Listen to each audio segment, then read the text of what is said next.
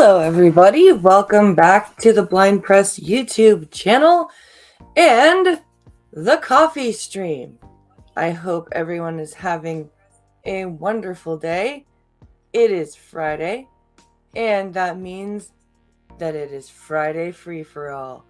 And so we are going to just have a fun chat today.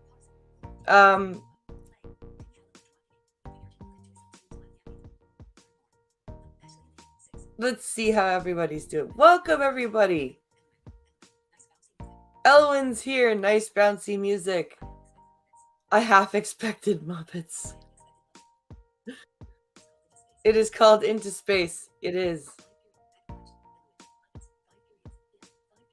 Muppets in Space. Yes. So Elwyn, Pinkalo, Ashley, welcome everybody who's here and saying hello in chat.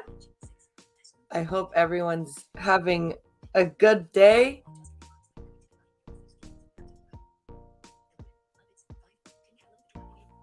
You know, I just realized I'm going to be buying something like 6 gallons of liquor tomorrow. Yes! Yes, you are. Yeah, my sister and I are going to be having a girls' night tomorrow. It's going to be fun. So, and we're going to be making Long Island iced teas. So, Pincalo's buying a cocktail shaker tonight. And I'm thinking of making some white wine smoothies with my frozen fruit. I think that might actually be fun. So, I figured number 10. Number 10 to you too. Long Island iced teas, OMG, my favorite. Elwyn should come over. Elwyn, hop a go bus. Yeah, we're gonna make Long Islands, and then I'm gonna use like my I'm gonna use like my frozen fruit and my and like mix some wine together. I think it'll be fun. Very tempting. Long Island iced teas. Shit, I'm jealous. Yeah, it'll be fun. I promise not to drink your Long Island iced teas tomorrow during your girls' night. Well, considering you're not a girl, Costin, I should hope you wouldn't drink them. That would be very weird. That would be very, very weird. So yeah, that's what we're gonna do. It's gonna be fun. So today I figured we would do a bit of something different. So I found a really good Twitter thread about like somebody else went through and very thoughtfully and carefully went through why they particularly don't like Molly Burke and why they feel that she is a bad representative of blind people.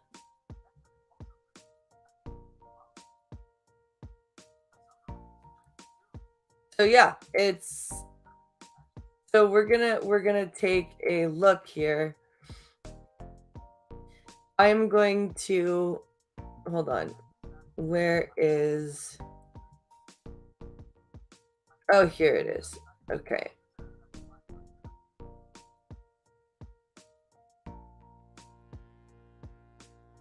Where is it?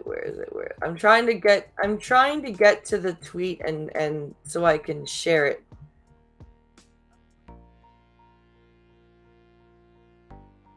Because I want to screen share this without sharing like my entire notifications. Hold on.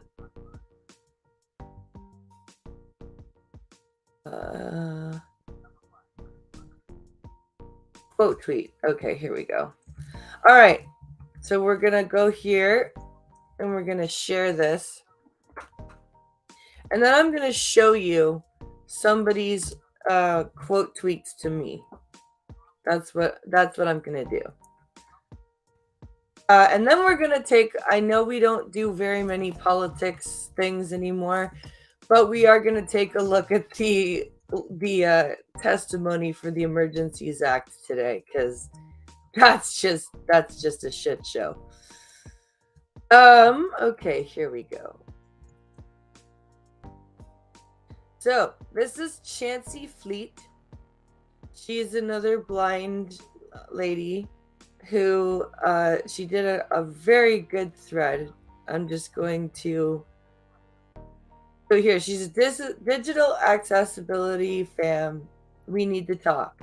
Molly Burke is a blind influencer that many blind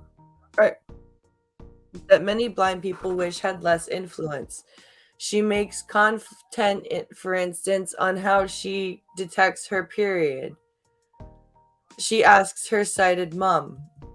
Platforming her at an accessibility conference is a gut punch.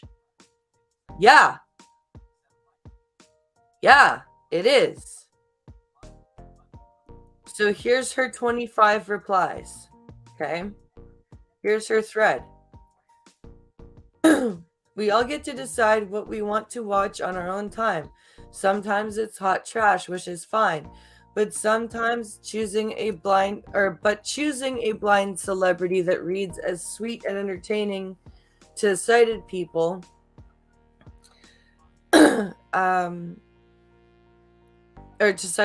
but who spreads low expectations about blindness, that's no way to honor blind colleagues.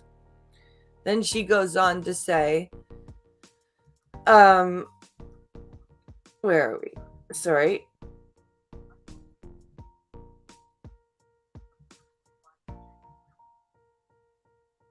Where are we here? I want to read all of them. Where's all of the replies?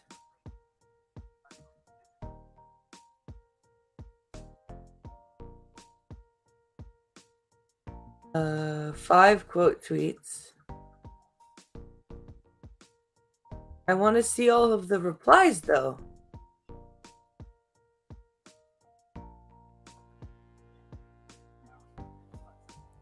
This is annoying.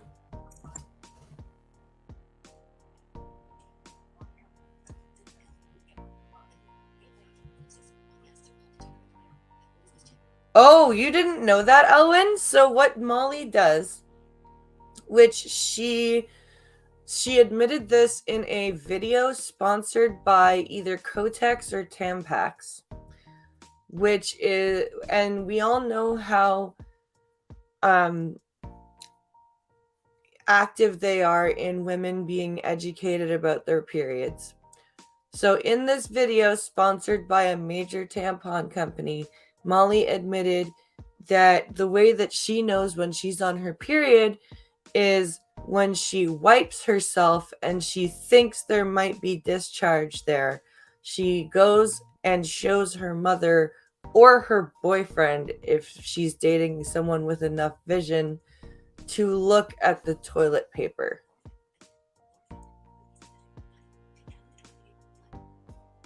So, yeah, that's what she does.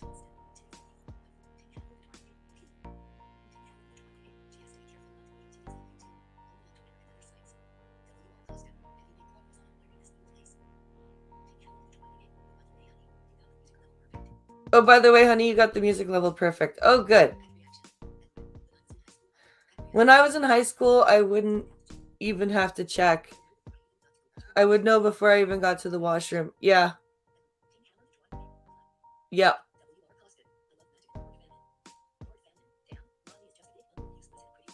Damn, Molly is just a big bundle of useless and a pretty rapper.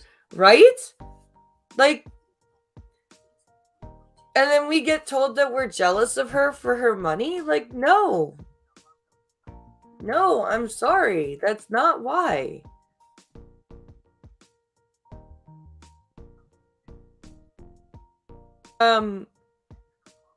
So we're gonna hold on.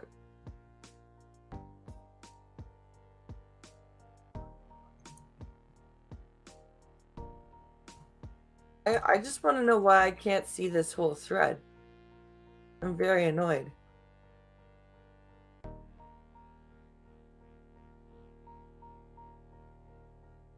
But let's take a look at the quote tweets. Let's take a look here at the quote tweets.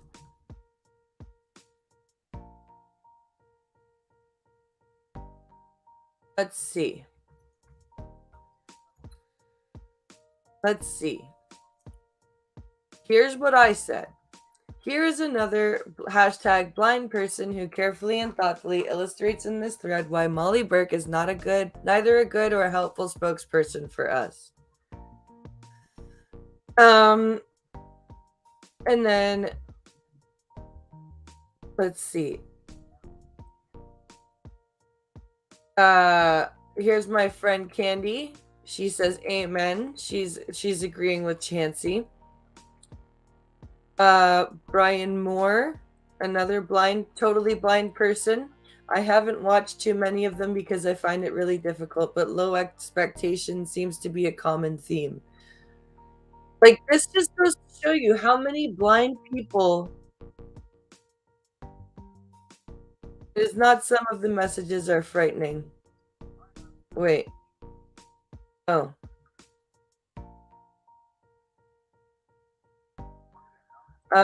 Let's see what this person has to say. 100 point symbol, 100% agreed. So, like, I'm not the only blind person that is saying this. Like, I'm not. Like, look at this. Agreed. Right? Here is now I'm going to show you the quote tweets that are the tweets that I've been getting. I'm going to show you the shit that I've been getting here. You'll see how there's either blind people that agree or blind people that hate you for saying this. So I get quoted. Where is it here? Where is it here?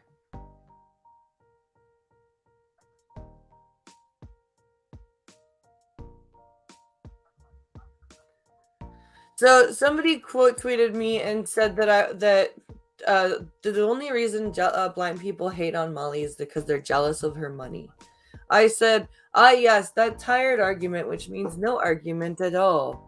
If somebody said that I could have all the money in the world, but I had to live Molly's life, I would say no. Which is true. And like, it's so frustrating to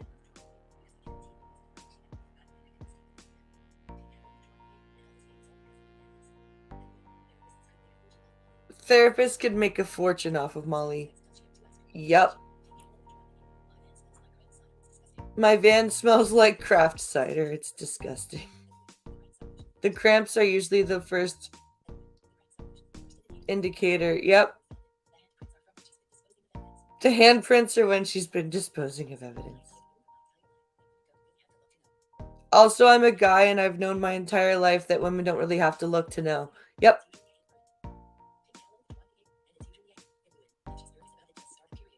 If she's nervous about it, just start a period tracking app. Yeah.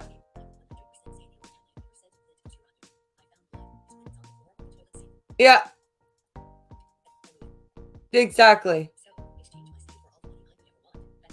So exchange my site for all the money I could ever want. That's a tempting offer. Yeah. Oh my god. I guarantee if it wasn't for AMI, she never would have gotten this deeply connected in the media. Nope. And that's the thing about Molly is that everyone, like all the people that say, "Oh, you're jealous of her money. You're jealous of her money." No, I'm not jealous of her at all. And the thing that me and most of the other blind people that I've talked to that criticize her just wish that she understood that she has it supremely lucky and that basically nobody else in her community has the luck that she has. Like, not even Lucy Edwards came from the money that Molly did. And Lucy may have money now, but she is definitely not definitely not a, like, I don't see anybody criticizing Lucy like that. And it's because Lucy is a lot more down to earth. Yeah, how the hell does Molly not know what her cramps are like? Yeah.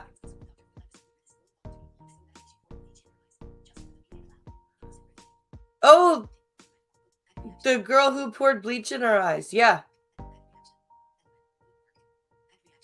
Yeah, the chick who poured bleach in her eyes. I think there's a Barcroft TV episode about her.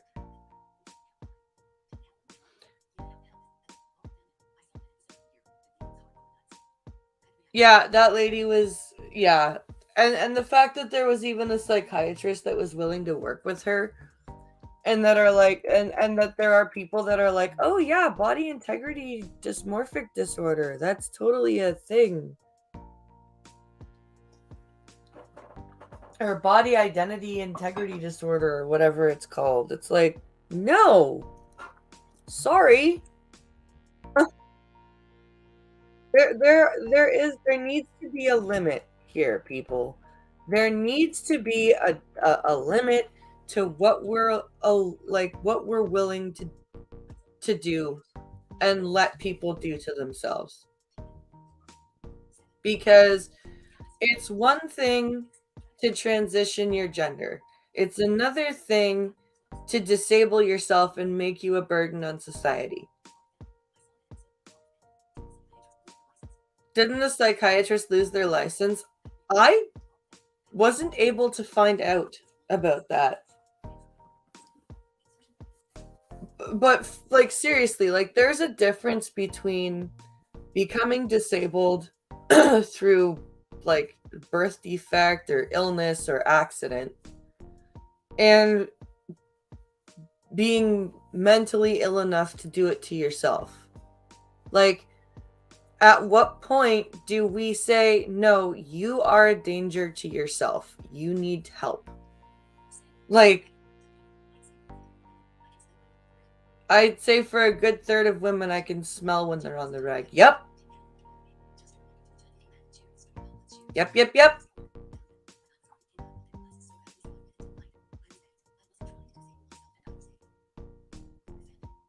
Yeah, you were 8.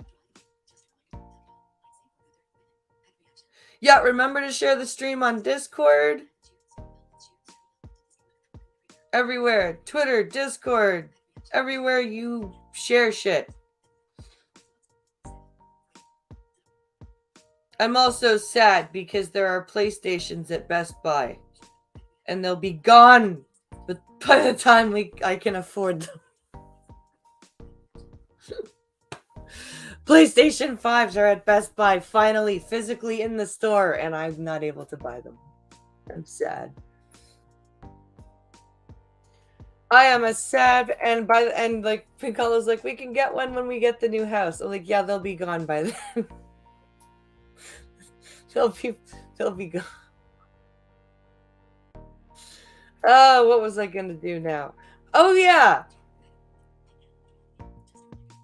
The commission. The commission is happening here. Global News is actually broadcasting it live right now. It's the Emergencies Act testimony.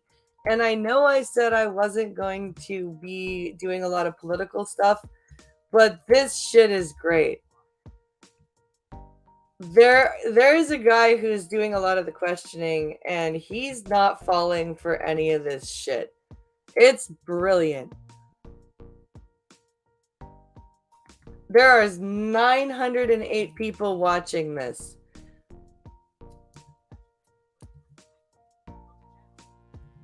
Where are we? Emergencies Act inquiry. Ontario provincial police officials to continue testimony. Where is it?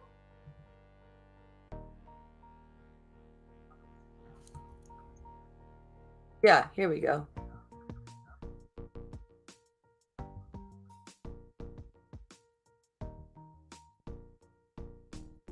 Here we go. Okay, so we're gonna share this. We're just gonna watch this and react to this because this is fucking amazing. First, hold on, let me theater mode this.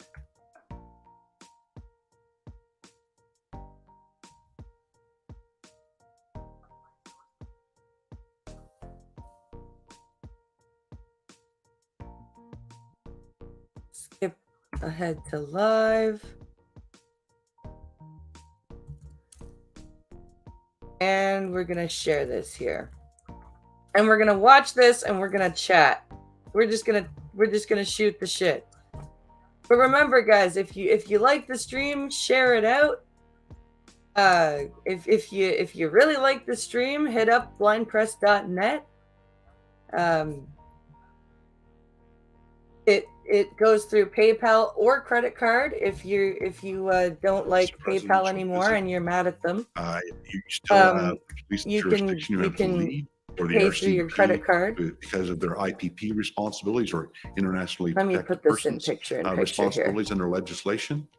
But when you call on multiple organizations There we to go. participate, they bring their command structure. You inject your advice to them. You work as So a this team. is all about like Ultimately, the someone command is leading structure, that what and makes the final happened, what call. if they But as we've an already integrated team, you're all on the established this same morning page. You're that not there working in are silos. traffic act You're working collectively with the uh, same objectives and goals. ordinances. Let's talk about the that members of this team that you were assembling and bringing to Ottawa. what's it called? It's called Integrated Planning Cell or Integrated Planning Group. They call it that was the assignment to create. They've this already integrated established the planning Highway cell. Traffic We Act had quickly deviated things to from deal the with this. word They cell didn't need the and emergency just act. call it our integrated planning group. Okay. Don't shoot yes, shit. I was It's provided with planners from after Toronto Police Christmas. Service That's when all the electronics go on sale. To True. Planner Sergeant Arlene Duffy and Constable Isabel Etier. Their background and their credentials were impressive in terms of Who cares about their emergency credentials? planning. I had Inspector Tim Seriously, Skinner, who who the I already fuck mentioned, cares? from York Region Police. His background is in public order maintenance and command and control. Again, a wealth of knowledge. I don't care about their Tom knowledge. Warfield They from the did. Peel They Regional fucked Police up. Service. Tom came to us with a background Or in is this case how management to knowledgeable ensure the that police we were that they didn't capturing need the the best that we could RCMP? in a very kinetic and dynamic environment, as much of the information versions and whatnot as we went forward. We had Brad Taylor, a planner extraordinaire from the planner POPP. extraordinaire. Brad is a civilian member, but his expertise is in emergency Not planning. just a planner, a planner heavily extraordinaire. on Brad for his expertise. Then of course we had the two RCMP officers, Phil Liu, who became my right arm throughout the event. Phil's background was in Major Incident Command, national standards, had an extensive background in training and developing and mentoring people in the incident command like this world. is literally a pedigree list. And Darwin This is Tetrell, not who to this day is anything else. incredibly with his leadership in public order command. Right. So he's renowned nationally and The connected superintendent's like, I don't care. Let me ask the question. So yesterday, when we spoke to Deputy Chief Ferguson testified, and she explained the process of developing a plan, an operational plan. She referred to subject matter experts. So this group of people that you're bringing to Ottawa, are these subject matter experts then in the various areas? Yes, sir. In fact, I would say that I was the only one that wasn't a subject matter expert. All right. I was just brought there to bring this team together and get them working and lead our way through this. Right. Now, we've heard from some witnesses about the importance of operational plans, and I just want to this guy's like your view on like, I don't want to what hear are the bullshit. components, the key components of a good operational plan. Well, the key components, have to align with your objectives and your goals and and that drives your strategies in terms of what that operation is meant to entail. A good plan is, a good plan. You need to have a clear understanding in creating the mission sounds like for the event. The mission statement is something that in every event that I've ever been involved in, whether it was a peaceful event or not, is something that is critical that your members, your employees, your officers on the ground, everybody is in line with the mission of the plan. From there, commander's objectives. Everybody is in line with the mission of the plan. I would hope so. And then every single that's aspect. So the if it's whole a public order point issue, of a fucking you would need strategic the key plan, aspect there is the public order consult and a good idea. Okay, what is Holy the nature crap. and scope of the event, and what kind of public order plan would we need to inject with it? You need crime, you need victims, you need key things like messaging, communication, logistics is key. This is some serious word salad major bullshit. Events from a policing perspective, when we unanswering the questions, are successful select or a boy on the backs of good solid logistic support. When you get people there, what are you doing with them? Where are they staying? How are we feeding them? What's their duties? How are they being briefed? That all has to be fleshed out so that when you have people arrive, you have a seamless operation. Right. Now, we've heard references to an overall or overarching plan and sub-plans for specialized areas. So were those what you were trying to describe to us? Absolutely. What you were trying and I was to speaking describe. with people that I had confidence also were trying on the same and page failing and miserably. Right. And in terms of an overall plan or Hey, overarching plan, does that refer to something that takes you from start to finish? Yes, sir. What about contingencies? Well, that's always built into your planning. No. When you look at yes. public order as an Yes. example. He was asking if you had any. He wasn't asking if they're always there. Intent, he was asking if this you is our main in action particular plan had or them. direct action plan, and then there would be an alternate action plan if they have to deviate. Is he literally describing what a Command contingency is? and control structure, should that be reflected in the plan Absolutely. itself? Why is that important? Again, when you're developing plans for major events, the ultimate goal is to succeed. And in order to succeed, there needs to be, we're police officers, we're creatures of habits, there needs to be clear You lines want to of be able to communication. succeed. There needs to be clear. No, we just develop strategic plans all the time just for fun. Right down the line, because in major events, you might have a major event commander right down to a commander on the ground, all have distinct roles. But roles and responsibilities are absolutely key to get you through the event and in a successful way. We all know At the time you arrived on February 8th, did you know if the OPS had experienced planners like the ones you brought to Ottawa to help them develop this kind of a plan? I was making an assumption based on my experience with OPS that in fact they did have that depth. Then why would although you some bring of the on the ones that extra I had stuff? worked with in the past were absent, and I learned and retired. And because, as I said, the OPS have always been renowned. We've been there to support them countless times in major events. We're different organizations. We have different structures, but make no mistake about it, they were good at what they did. Right. So you told us that on that first meeting, at that first meeting, you were This is shown weird. this strategic concept of operations This is document, but you really, didn't have a copy, like- right? You weren't given a copy at that meeting. If there was references to it on that I day. feel do like believe I may have been given a copy. I'm watching a but- tap dance because I feel like neither of them and you said you asked for more. are. We asked for more, and they indicated that there was a nod from Ooh, Superintendent none of Patterson them are that saying any what really plans that needs were to be approved said. would be, in fact, supplied to us. Okay, so we go to the next day, February the 9th, at 7 a.m. There's a note in your will say that you weren't getting the plans yet. And we go to page 3 of the will say. The second bullet. Oops. Oops, I don't know where I am. Let That's me right. read Oops, here. maybe scroll down a bit. Is this page 3? Is this Oh, that's page right. 3? Where am I? So, I'm sorry. so Scroll up, please. lost. Okay, the second bullet. Discussion when people who don't know how to after tack the have to discussion tack. around injunctions, and then stressed we needed to develop a plan. Oh, I'm sorry. I think I'm looking at the wrong page. He's still lost, folks. Okay, I found it Jesus now. So Christ go down almighty. again. I apologize. After February, the heading February the 9th, do you see the second bullet? Yes. Are you sure And the it's last the two second bullet? sentences. Learn that everything had to go to the chief before it could be actioned Every or plan released is to our perfect team. until Now, I first just wanted to ask contact you with the enemy. about that. What did Army you mean proverb. by this? Yep.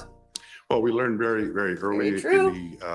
in our time in Ottawa that the chief was very much engaged, and that ultimately everything that they intended to do had to be approved by him.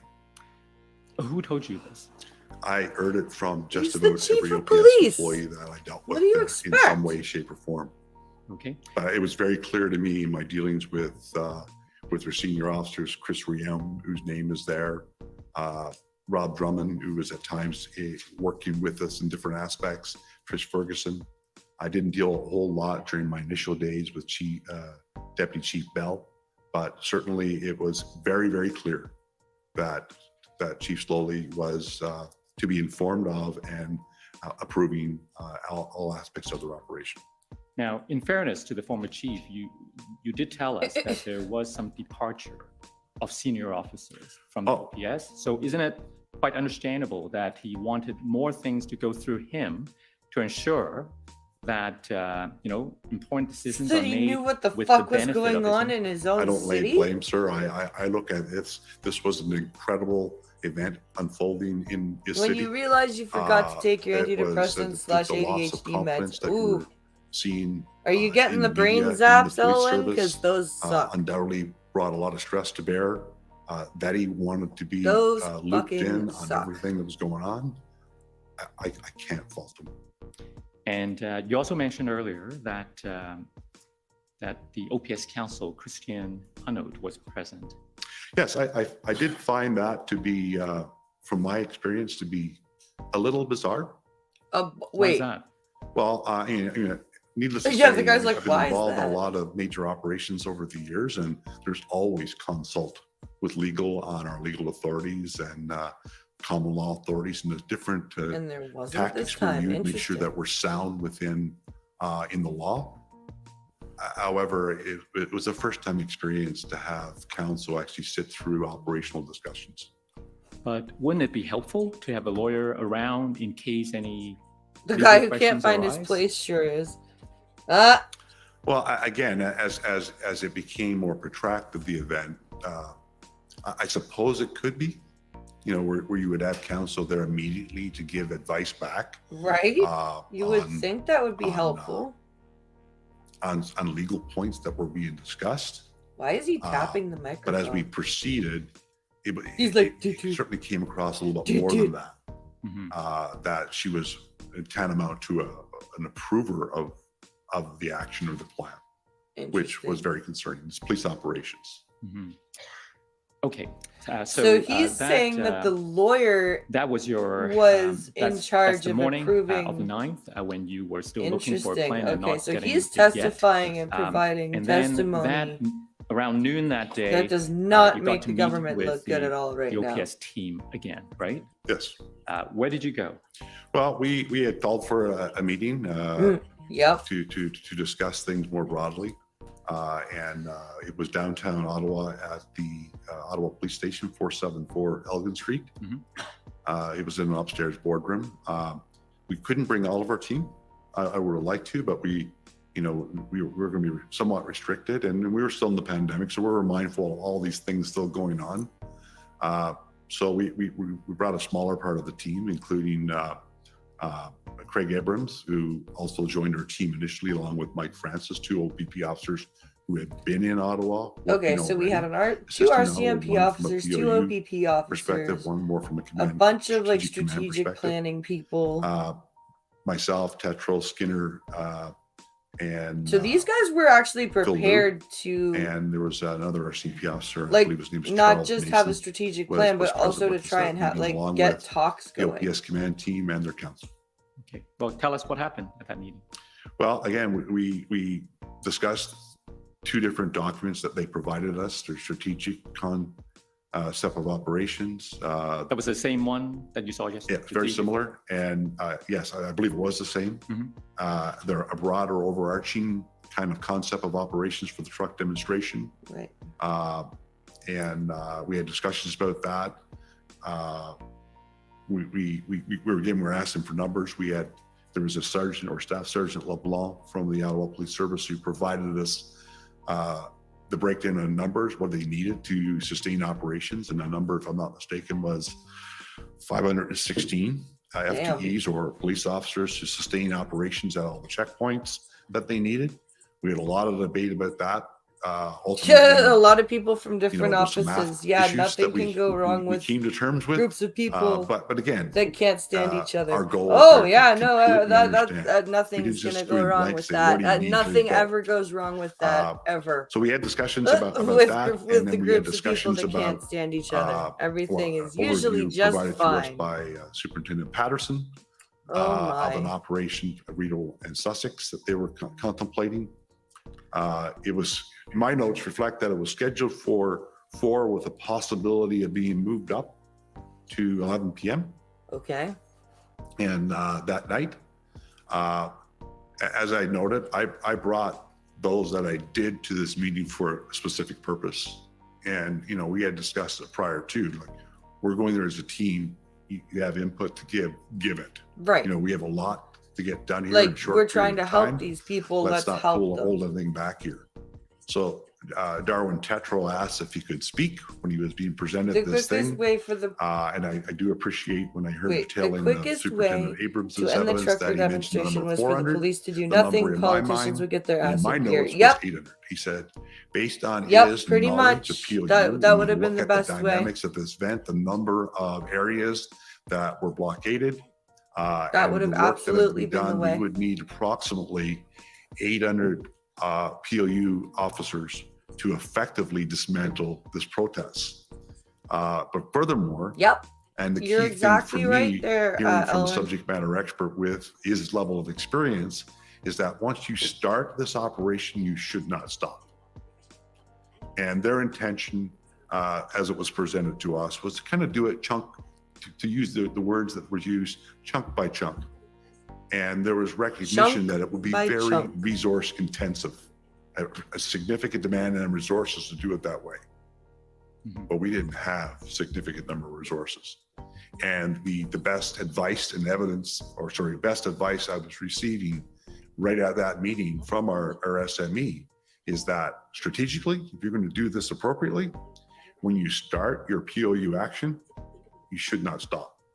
You need to start moving systematically. Hey, why is the thing ringing? And what's he up? Suggested that we Hello? pump the brakes. Let's stop this. What's Let's good not news? proceed with this operation. And ultimately, that is what happened. Although I did have conversations with the incident commander, a coffee who was assigned to the company operation just by happenstance. A coffee roaster. Paul Bernard, yes. And ultimately, that operation did not happen. But that was back to the meeting. That is inject into it. Smile tiger, there was a lot of discussion about resources because when he raised that number, and again, the number sticks out to me because it ultimately was the number of POU approximately that we needed to successfully dismantle. So Darwin Tetro is from the National Capital Region. He lives in this area. He runs these programs nationally for public order maintenance. He is a public order manager. I wonder if I, himself. You know what I'm gonna, I wonder if I should stop this and take a look at that. He had given a lot of thought to understanding the zones, which had been presented to the day before in terms of the checkpoints and the key areas of concern in the red zone. So, I thought, very clearly he's already put some significant insight in terms of what needs to be done. So Pincalo he's on speakerphone right now. He just he'd say it very again. Very passionately and very concerned about the reliability of getting resources. He was very concerned that we would come through. You wanted guarantees with no caveats that you're going to say you're going to give us X, you're going to give us X. Period. No questions asked. We just stressed that we're building a plan. We have the support of our organizations to get it what is needed to develop a plan to successfully shut this down. All right, so you've covered a lot of ground there. Let's try to unpack that a little bit. First, with respect to the numbers, as it relates to the Rideau Sussex operation, I just want to be clear. Cool. Because we heard some evidence about doubling the number, but here it's quite the opposite, isn't it? Like they were preparing for an action. All right, and blindpress.net still is active. I do need to pay for the donation or the donation, the domain you're going to need name. 800. No, they didn't suggest a foreigner. I think that was if Craig you guys evidence do that want to send in a donation, that would be very helpful. Suggested you would need foreigner to do it. Oh. In my view, Toronto just blocked off the hospital areas and then backed off, and it went smoothly. Because when you start this POU action, when you start kinetic action in this way, you can't stop. Yeah. All right. Which means when you look at the number of areas, that Ottawa just went full panic mode. Back, the mayor went crazy. That was his immediate assessment, and that proved to be very accurate. As the mayor went absolutely batshit that day. And as we then engaged all the SMEs to develop that plan, it was exactly what was needed. Does that go back to something we talked about earlier, planning from beginning to end and anticipate the different? It absolutely does. Because we did have a number of times throughout my time in Ottawa where there was deviations, sudden deviations from the plan that would impact the broader plan if we were to do it. But yes, planning from end to end is always your goal. You always like to have lots of time to plan. We were planning in crisis mode and doing it as quickly as possible, and trying to consider everything that needed to be considered, from the residents to victims to the cold weather, the conditions in the city of Ottawa. Everything needed to be factored into the plan. Right. Now, you also said something about the former chief being very passionate. Now, I want to take you to who being very passionate at page 3. Again with page 3. Are we sure it's page 3 yeah, this page time? 3 at the very bottom. So here,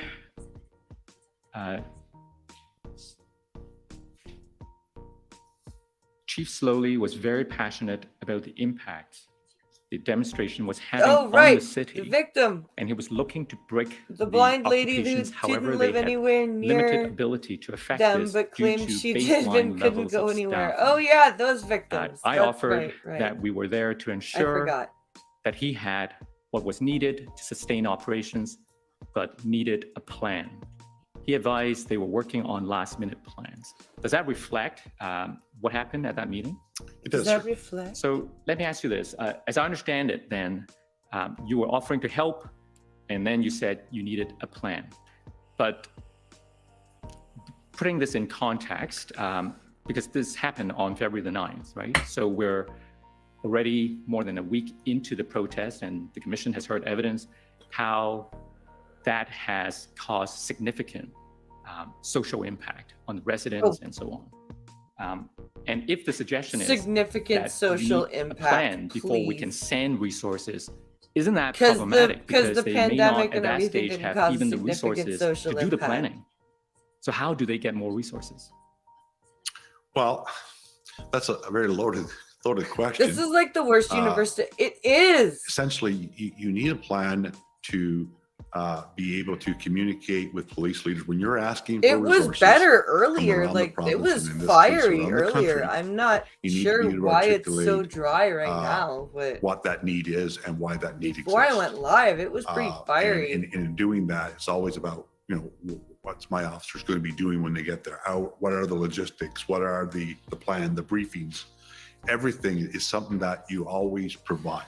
There's a video I We're in a wish I state could right cover, now, but it just that, dropped I learned really today, and I quickly don't want to that steal staffing views from, was an issue for from OPS. the Staffing was an actual issue creator with of the video. just about every policing organization out there for a myriad of reasons. So as a regional commander coming into this from another region where you're going to be called upon I'd be asleep to in provide class. resources Yep. to supplement an operational plan. This is the reason why I You're started pulling drinking from coffee in resources that you have university to available to police your absorb community. or to avoid narcolepsy. And Yep. oftentimes in a lot of my detachments, But we're there are already some at times our where, like, base level. even I So had when like you're still, because of shitloads a of crisis there, coffee, you're going to pull. You're and going to pull just them only when you're sometimes needed. it just I Not couldn't to sit stay around awake. waiting to know what they're going to do when they get there. Plan is absolutely critical. And it can be a concept because we developed the concept of operations within 48 hours of being in Ottawa, a concept of operations that we ultimately use throughout the event. Mhm. So you can have that and know that you're building Oh this, my God. this, and we're going to need to staff those up. So let's start preparing that. But it can't just be, I need this number. You need to know what these people are going to be doing when they get there. How are you Right down supposed to to know where are they what staying people and are? who's feeding them. You're supposed You to just, be. we're human beings. You need those basics in place. None of that was in place. Right. So let's take a look at this plan that they did show you on the 9th at this meeting. Could we call up, please, OPP 50774?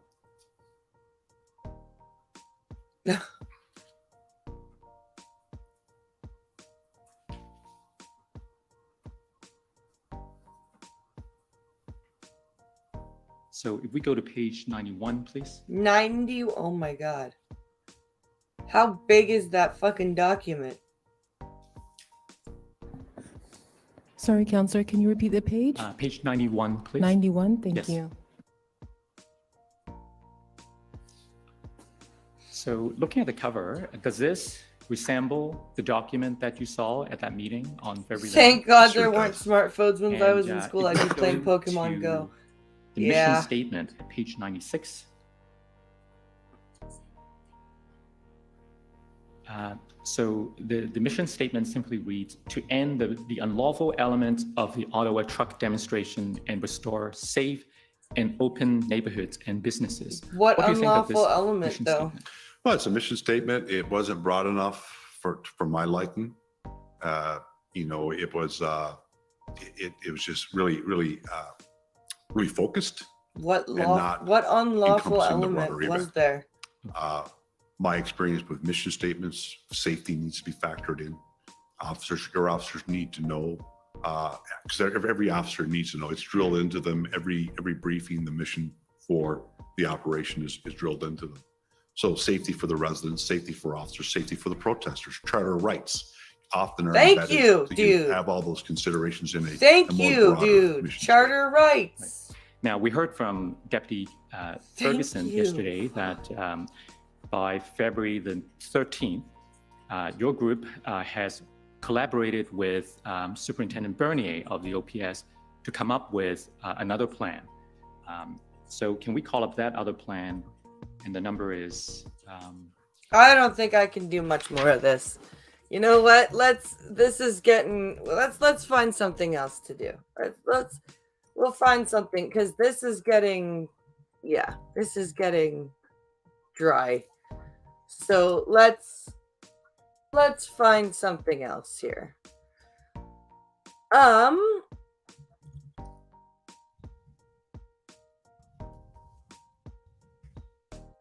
Let's see. What do we have here?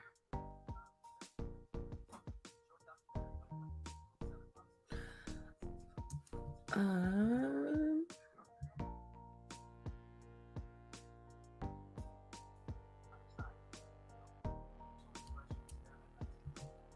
what should we do here?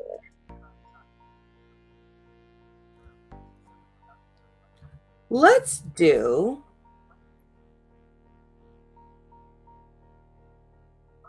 this one. So, plainly difficult. John's got a really cool channel. He also does music, so go check that out. This is a video from 7 months ago, so I'm not doing too much view stealing. But this is called The Horrors of the Ape and Child Experiment of 1932. So we're going to take a look at this to end out the show, because it is Friday free-for-all, so it's kind of a, as I said, a free-for-all. I'm getting a lot of law enforcement has rocks for brains vibes. Yeah, so am I. So am I, Duck Dog. Okay, there's the theater mode, and then we'll put it in.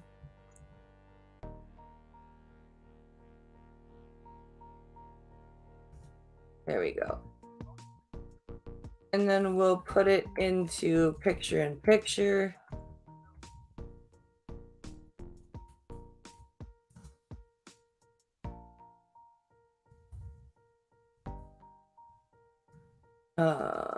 Where am I here? Okay.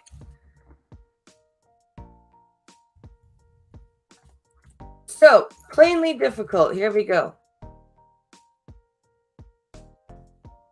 Throughout history, stories of humans being raised by animals have fascinated mankind. The feral children have found their way into human culture throughout the ages, from Tarzan all the way back to Romulus and Remus. See, honey, that's what I'm trying to figure out.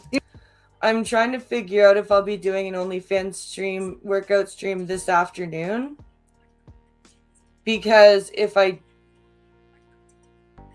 don't do it this afternoon, the lag will be really bad. But if I do it this afternoon, I won't be able to run to the store.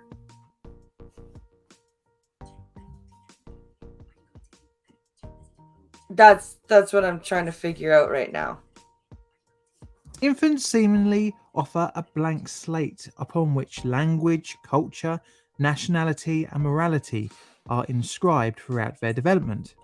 Because of this, child development is a miracle of learning, and as such, it has not only fascinated the likes of Rudyard Kipling, but also that of scientists. And one such scientist would devise an experiment, but instead of putting a child into the wild, be raised by animals, turn the tables and take one of our closest relatives of the animal kingdom and raise it as a human. Okay, this does not sound like it will end well at all. But okay, let's look at this. Today we're looking at the ape and the child experiment. Welcome to the dark side of science. Oh shit. What view do I need to do? Hold on. Screen is large with cameras on top.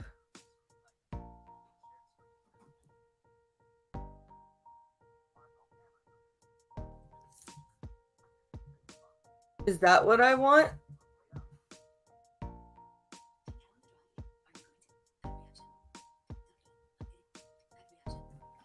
Or is it...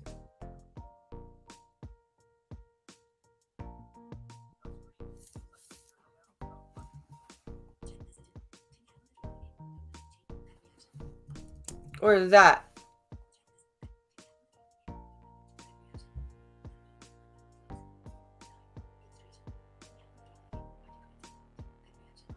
Is that better?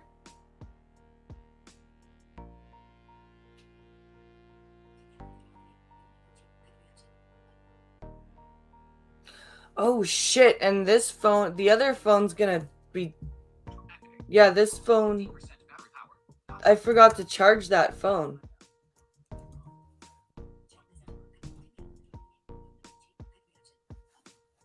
Somebody tell me if that makes it better. Did I do it okay?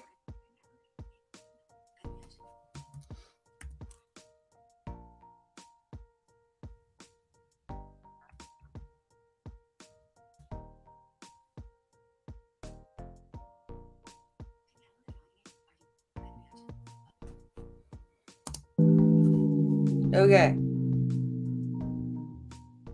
Our story starts on the Abreu colony in Cuba in 1930 Oh with the boy. birth of a female chimpanzee on the 15th of November. The baby chimp and her mother and father were donated to the Yerkes National Primate Research Center not long after her birth. So we've got a whole family group being donated to a national park. The research center was headed by eugenicist Robert Yerkes and Oh, was good, a used for medical eugenicist. research into comparative psychology. The baby chimpanzee was given the name Gua, and in June 1931 she was forcibly removed from her mother's cage and was sent off to a new home at the age of 7.5 months Lovely. for a comparative experiment. Her new family was scientists Luella and Winthrop Kellogg and their 10-month-old son Donald. Oh no. Oh no. Oh no, I see where this is going.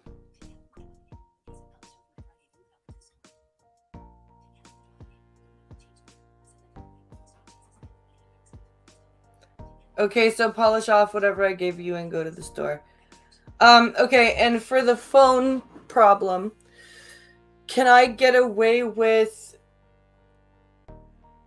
angling this camera or leaving that camera the way it is, moving this chair, putting the yoga mat down in here and working out in here because my phone is dying?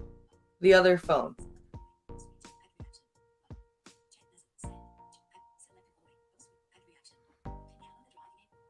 Oh, sweet Jesus, says Selective Boy. Yeah. I can see where this is going already. We've got a 7.5-month-old chimpanzee who's been separated from its mother forcibly, and a 10-month-old human baby. This is not going to end well. But before we carry on, here's some background information to the Kellogg's and why this young chimp became a resident in their house. Winthrop and Luella had married in 1920. The couple had met in Indiana University while studying. Winthrop was involved in a very diverse set of research subjects, but throughout the 1920s focused on conditioning and learning. He was fascinated with relative influence of nature and nurture on behaviour, and if you could isolate the nurture element. What if you could raise an animal, a primate for example, You know this one, Elwin? This one's messed up? Oh boy. nature and nurture on behaviour, and if you could isolate the nurture element. Oh, they're a nature versus nurture study okay. What if you could raise an animal, a primate for example, in the exact same way as you would an infant? You can't. Would the chimpanzee's development change, or maybe would it even begin to act? Yes, why do they have a baby chimp with a human infant? Just why? I'm 2 times bigger than the video. God damn it! What if I full screen the video?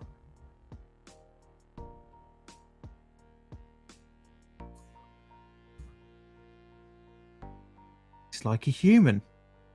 He had been planning the concept of a comparative experiment during his postgraduate days at Columbia when studying for his master's in 1927. Kellogg during this time was fascinated with accounts of feral children living with wolves. But with wolves? Jesus Christ.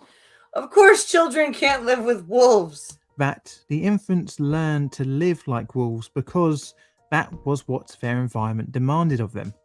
Thus, if the tables were turned, with a wild animal could nurture overall heredity No. and even humanize it, the birth of Kellogg's first child offered a unique opportunity.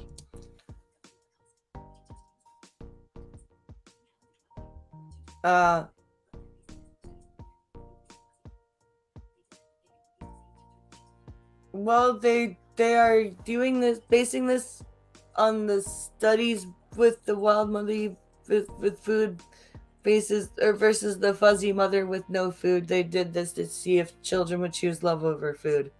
Ah, the monkey starved. Yep. Did you think it was the Jungle Book? Maybe. Maybe he did. And that was to comparatively raise the child alongside I'm a the king primate. of the swingers, oh, the jungle VIP. I reached the top and had to stop, and that's what's bothering me. I want to be a man cub. Okay, I'm done. Kellogg devised if he could raise a chimp with Donald, their son, like siblings, he could then see the nature differences. Some scientists just shouldn't have kids. I'm just saying.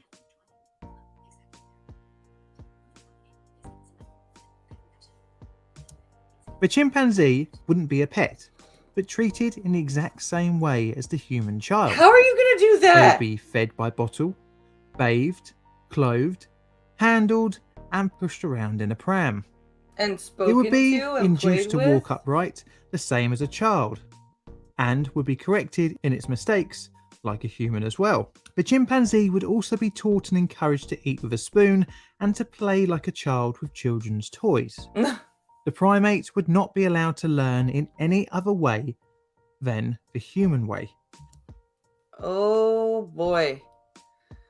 You know, that 1% in DNA may be a small percent, but it makes a big difference.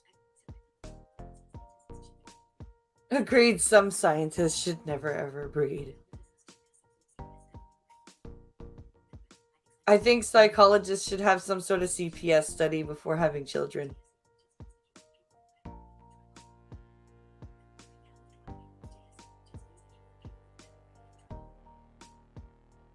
Okay.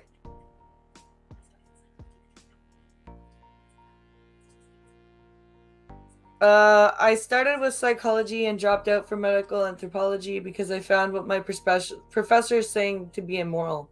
Oh, damn. Thus allowing the experiment a chance to succeed in creating a human acting chimp. In order to facilitate his experiment, Kellogg would seek help from Yerkes. He received the Social Science Research Council Fellowship to work at the Yale Amphipod Station in Florida in order to prepare for his experiment in 1931. Needless to say, this would necessitate the Kellogg's family moving to Florida, and not long after, Goa the chimpanzee would join the family to start this bizarre experiment. You mean this fatal experiment for Donald, I'm guessing? I have not watched this video, but I'm going to say right now that I bet that Donald is not going to make it.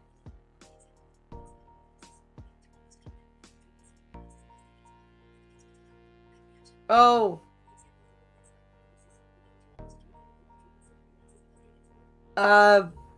One example, boy wets bed. You get him to almost cured. Then remove all treatment so he regresses because data is more important than mental health. Yep.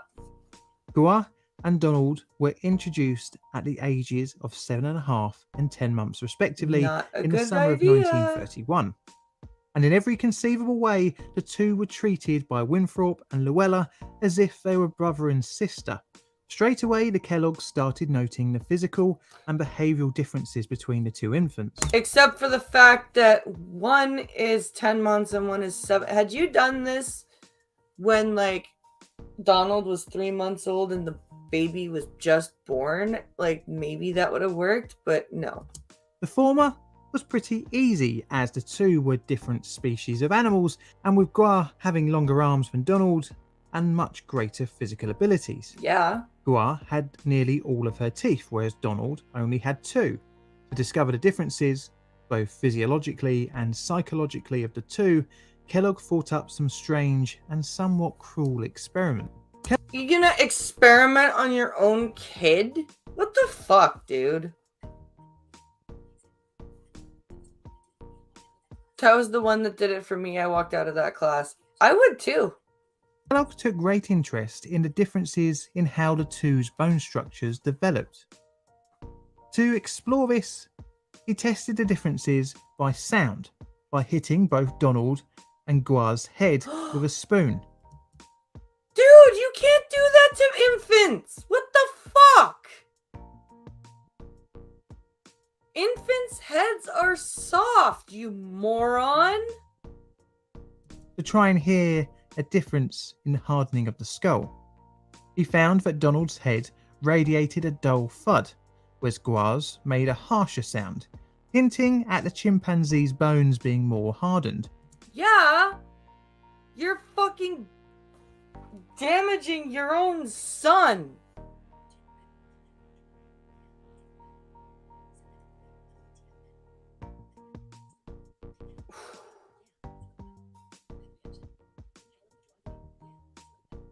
Wow. Bizarrely, Kellogg had previously x-rayed Gua and already knew her bone density was equal to that of a 2-year-old human. Well, then why were you banging on your own kid's head? What the fuck? To ascertain the differences between the two's reaction times, the Kellogg's devised an interesting experiment. Both Donald and the chimpanzee were placed in front of a motion picture camera.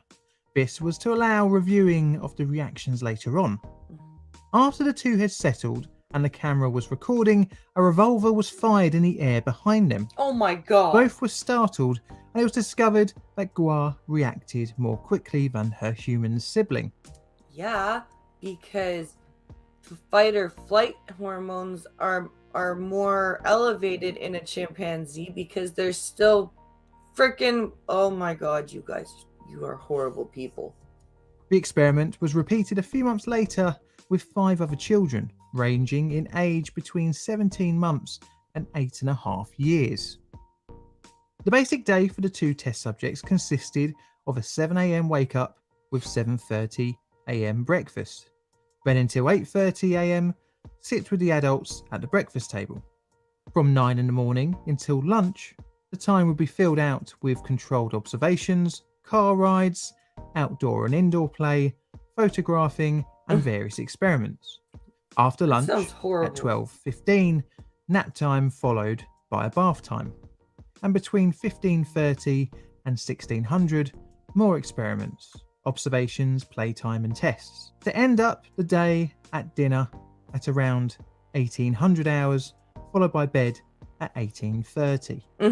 The days were not always run strictly to this plan, as the Kellogg's had various different engagements. This sounds like...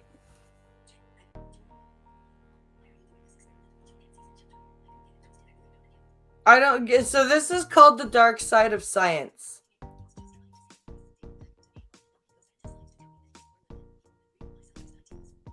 And it's just... Ugh.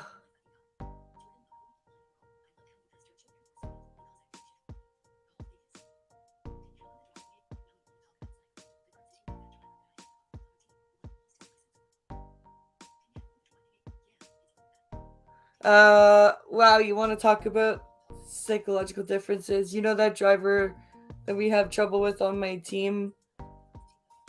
The one that lost his license for a month? Yeah.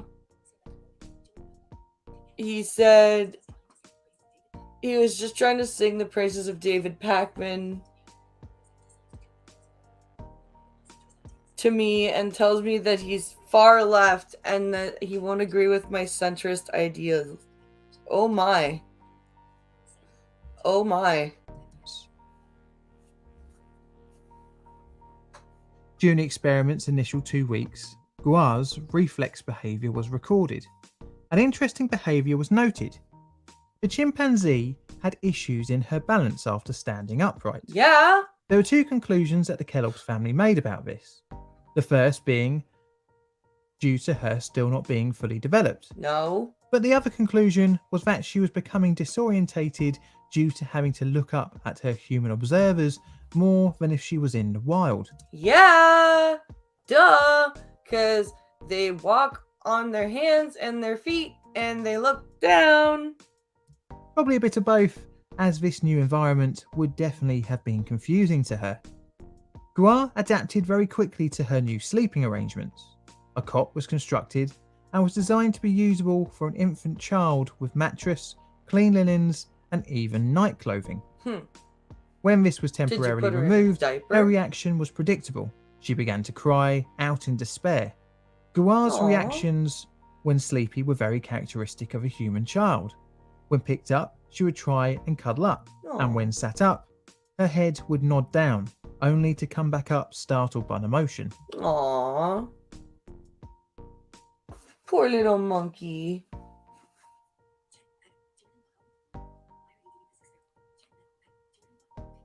This is what scientists in the 30s did, Jordan. They were truly messed up.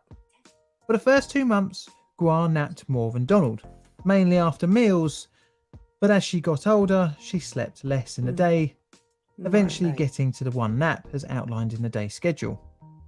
Donald, on the other hand, was sleeping 2 or more hours in the afternoon nap time.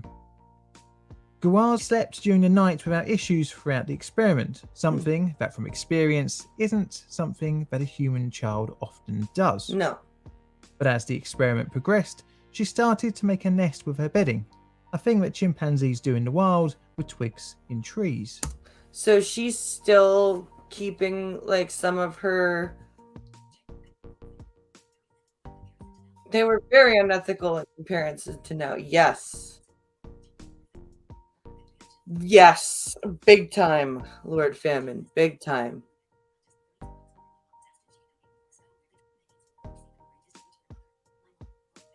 Not just then. My mom, when I was born, my mom was asked if she would donate me for a study where they try to make kids walk over see-through bridges to reach their mother, and my mom declined. I think I've heard of that study.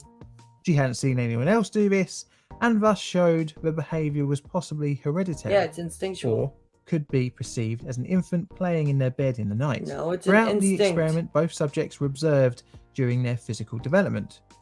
Donald had a walking age stroller. This was because human infants don't develop walking until at least 10 months. He had a walker. Yeah. While, on the other hand, could walk by the time she was with the Kellogg's. She also had a stroller, but she used it as a toy instead of a walking aid. Yeah. Interestingly, Gua was beginning to mimic the way humans walk, adopting a more upright posture. The chimp was showing much quicker level of development as Donald for the age. The experiment continued to observe the differences between the two in the way they interacted with their environment. During the toddler months of childhood, the beginnings of reading and language start to develop. Part of this is the ability to point at things that interest the infant. So it looks like for like the physical stuff, chimps are better at it than human babies, probably because they have to keep up with their moms in the wild. Which makes sense. And Gua exhibited these behaviours as well. The two infants, almost right from the start of the experiment, seemed to enjoy each other's company. Oh, cool. With Donald showing great delight in interacting with his new sister. Gua would hold out hands to Donald, stroking her hair. Aww. As the experiment progressed, it seemed like the two, especially Gua, had become attached to each other, always making a beeline for him when he entered the room, Aww. and noticeably got more excited when playing with Donald. That's cute. Like, that is cute. It's scary, though. Because she's still a chimp. And even, hold on. What is the full adult size and weight of a female chimpanzee? Okay, I found this. Chimpanzee vertical line facts, habitat, and diet vertical. Chimpanzee, Wikipedia, the websites. Chimpanzee, Wikipedia, the chimpanzee is covered in coarse black hair. Chimpanzee, Wisconsin National. Let's Chimpanzee. see what Wikipedia has to say. The chimpanzee and the bonobo are the only species in the genus. Pan, evidence from fossils and DNA sequencing shows that Pan is a sister taxon, to the human lineage, and is humans' closest living relative. Yeah. Robust, in the bonobo, weighing 40 to 70 kilograms, 88 to 154 pounds, for males and 27 to 50 kilograms, 60 to 110 pounds, for females and standing 120 to 150 centimeters, 3 feet, 11 inches, 2, 4, So 3 feet to like 4 to 5 feet tall, and like 110 pounds at heaviest for females, adult females. Safari. Closest living relative. But how long do they live? 40. Temporal range. 1. Chimpanzee. In the bonobo, weighing 4. Pre. Unpronounceable. Keppas. Link. Common chimpanzee. Pantra. P.T.E. Uganda. How long do they live though? Right. IUCTA 3.1. Appendix. Left. 4. Scientific edit. Chordata. Class. Infra order. Similar form. Family. Blah blah blah blah blah. Species. P. Blumigod. 1000. Troglodytes, yep. 1. Pongidae. P. Pantroglodytes varus. Pantroglodytes are P. 1775. Blumigod. Troglodyte. Left per Anthropopithecus troglodytes. I just want to know how long they live. Species. Between chimpanzee species. Between 170,000 and 300,000 individuals are estimated. Chimpanzees, tea parties. Circus acts and stage. Etymology. Taxonomy. Characters. Ecology. Behavior. Intelligence and cognition. Relations with you. See also. Notes. Last edited 3 days. Genus of African great ape. Genus of Africa. Wikipedia. Content is available. God damn it. Screw it. Safari. Home. Doc. Safari. If Guar was admonished for doing something wrong, Donald would go up to her and hug the chimpanzee. Aww. As Donald's speech developed, he was able to even say his sister's name. That's cute. When another older child called Martha was introduced, Guar behaved similarly by hugging the 3.5-year-old, smelling her hair and holding her hand. Interestingly, Guar was much more reserved and timid around human adults, which to me sounds very similar to how a human child may act.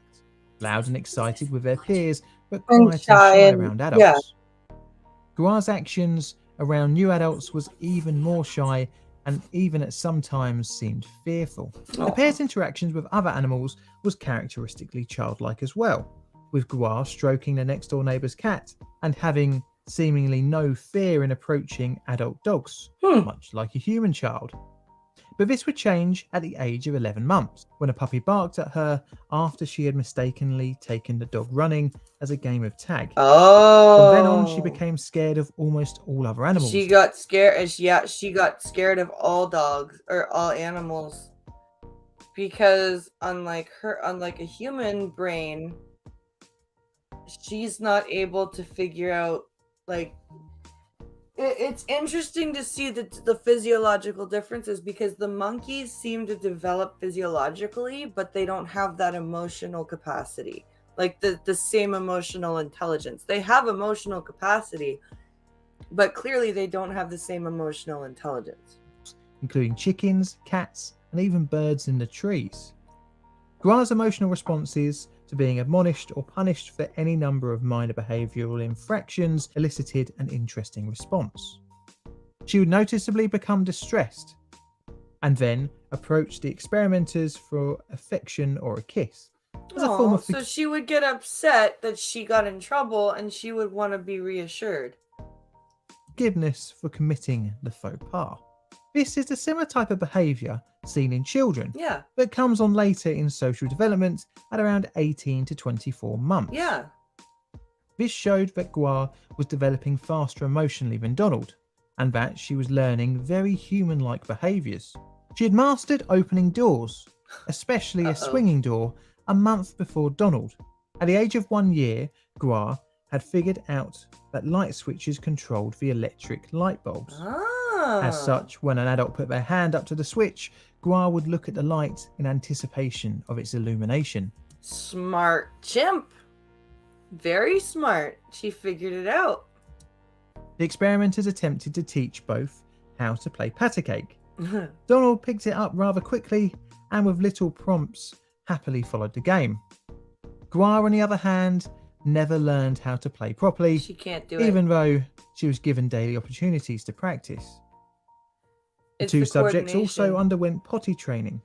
Guar had more accidents than Donald and was seemingly embarrassed when she made them. Aw, poor monkey. 11. Not just the 30. Welcome to Ledge. Act react. Poor little chimp. She got like she knew. She got embarrassed. That's sad. Eventually, she would indicate that she wanted to go to the toilet by oohing and holding her genital area. Mm. This would develop to her going to an experimenter and indicating by tugging on the adult's trousers.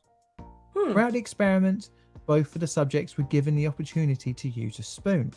So she figured out ways to communicate. Like, she couldn't quite talk, but she was figuring out ways to let her human people know, like, hey, I need to do the thing that you want me to do. I've tried to teach my cats to do a high five. It doesn't work.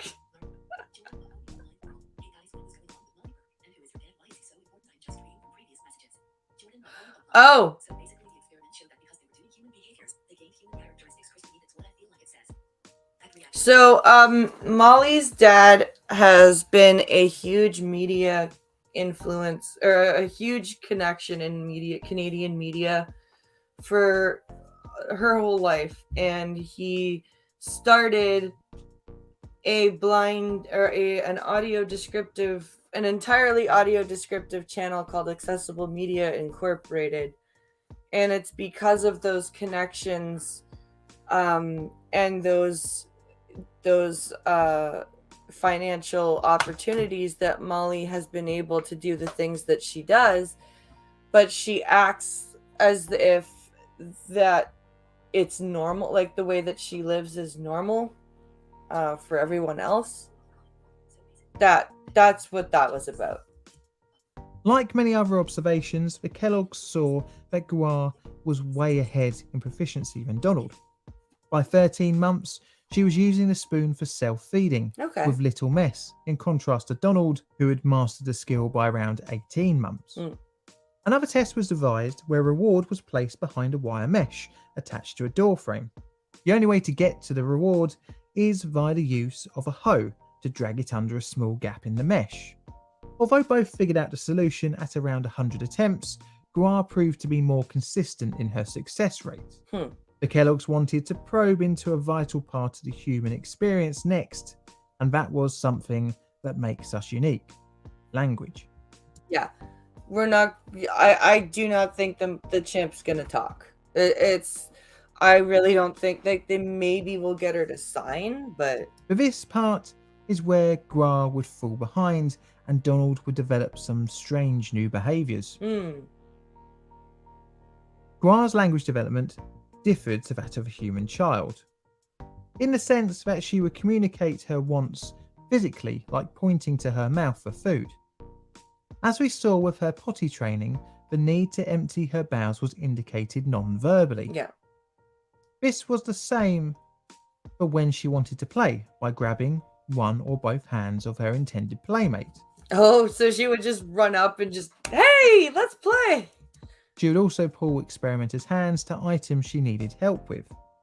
The vocal communication Guar achieved was limited to oohs, ahs, and grunts. Yeah.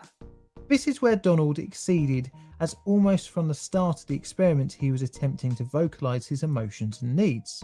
Which is what humans do. That's part of what makes us human, is that we have that wish to talk, and we want that communication.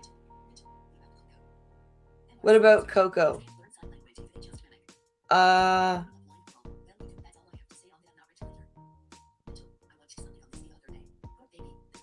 I watched something on this the other day. Poor baby, this was mean. Yeah.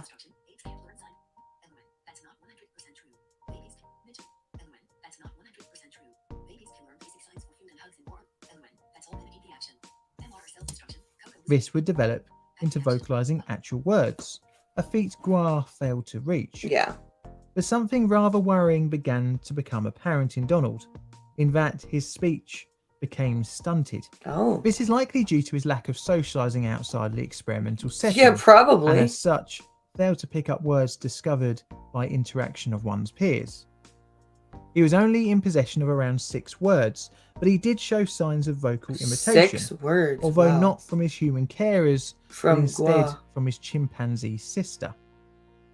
The Kellogg's noticed Donald barking like a dog to communicate certain emotions. Weird. So he would, like, if he was maybe upset. Coco was a gorilla.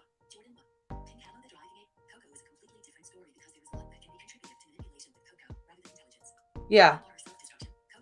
Coco was a gorilla who was supposedly taught sign language, but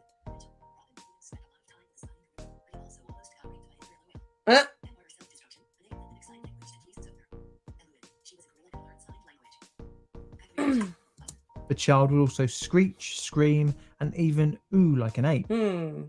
Gua, although not learning to speak words herself, did learn the words spoken to her. Initially, she would react just to the tone of the way the words were spoken.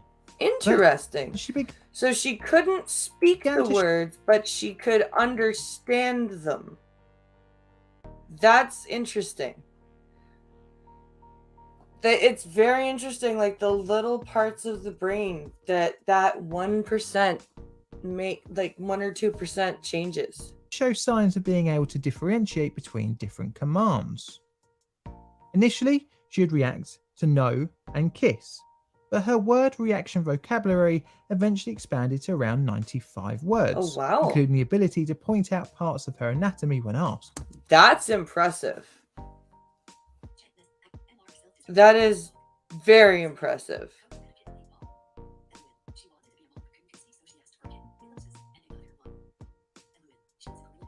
She wanted to be a mom, but she couldn't conceive, so she asked for a kitten, and they got her one. Coco had a kitten named Ball. Like a dog, yep. Donald, from the start of the experiment, was slow to learn commands, but this is probably attributable to his lower mobility compared to Gua. Once he was more proficient with climbing and walking, he would overtake his sister. Donald's apparent social and vocal issues caused concern by the 9th month of the experiment in Nuella. So by the 9th month they were concerned. Okay. Such, the experiment was abruptly brought to an end. Gua was evicted from a human household and sent back to Robert Yerkes on the 28th of March 1932. What happened? From there, she would be the subject of a number of other experiments conducted by Robert's wife, Ada. But what of all the data collected from the study? And what was the result of the 9-month ape and baby experiment? Well, the Kellogg's, now back to being a conventional family, moved back to Indiana, and the couple set about writing a book and publishing their study. They had to rehabilitate their kid. Winthrop's results showed that he was disappointed that Gua had hit a wall of development. He had generally hoped that immersing the ape into the human household would have created the reverse of a wild raised by wolves child. Because when a human is raised by wolves, they completely lose all of their humanity. Jesus. 2.7% is on average the closer modern genetic equivalent. This story is so sad, poor ape. It is. The baby killed himself at like age 32. Oh, fuck. Are you saying that Molly's dad is the whole reason why we have AMI TV? Yes. If I was a wolf and I was hungry, an 8-month-old baby would look like a little snack. Right? It's undeniable that Gua did develop many human-like behaviours, such as walking more upright being relatively potty trained, understanding a multitude of commands, and even showing off her problem solving skills. Ultimately, Gua was little limited by chimp. the fact that she was a chimpanzee and that her heredity limited her ultimate ability of language. Yeah. Essentially, nurture can only take you so far until nature catches up. Initially, the experiment went public when the article was published in the American Psychological Journal. And everyone went, what the It was fuck? written in such a way as to appeal to as many people as possible. Tuh. This, unsurprisingly, generated a lot of interest in the press at the time. And by the time a full book was released in 1933, the study and its ease of accessibility resulted in polarizing opinions. I bet it did. Many critics pointed out that Gua being pulled from her biological mother Was at such a young cruel. age and the suddenness of the ending of her adoption. This, no doubt, must have been very traumatic for the young chimp Right? to be ripped twice from her perceived home. Poor But little the biggest girl. criticism came from the use of Donald as a test subject. Understandable, after all, it was on Luella's insistence that the study be terminated. Yeah. The extended period of 9 months in which Donald was used in the experiment resulted in his development being stunted. Forever, And needless to say, probably. this brings up questions of the study being ethical, especially when feasibly a child wasn't even needed for Gua to be raised with humans. No. A number of the tests throughout the study were questionable, where the child was frustrated in the broom experiment, hit on the head, and startled with the gun. But how did the yeah. subjects fare later on in life? Well, unfortunately, both participants' lives would end in tragedy. Gua would die of pneumonia on December 21st, 1933, Aww. less than a year after she left the Kellogg's family, and just after turning 3 years old. Poor girl. Donald would live to the age of 43 when, in 1973, he took his own life. In all respects, he had grown up healthy, studying medicine and specialising in psychiatry. Interesting. Whether his upbringing had contributed to his demise, we will never know. Luella and Winthrop would pass away in 1972. Now, where would you rate this experiment on my ethical scale? 7. I'm going to give it about a 5 or a 6. I would put it at a 7 because you're taking, not only are you taking a chimp from its mother and then you are removing the chimp from its adopted family, you are also using your own child as an experimental control. And I think that both of those things are incredibly wrong. That's just my opinion on the subject. It is 1:34, which means that at 2 o'clock, I am going to go and start a workout over on the accounting page. If you would like to join me over there, and this experiment gets to me that it was more always about the child than the chimpanzee. Yeah. Chimps are pretty strong. I wouldn't let one around my child. No, not even an infant ape. Like not even a young chimp. I wouldn't let around my kid. That would yeah. But there are still, I believe, 83 or 84 free trial spots left on the accounting page if you want to come by and watch me work out in about 20 minutes.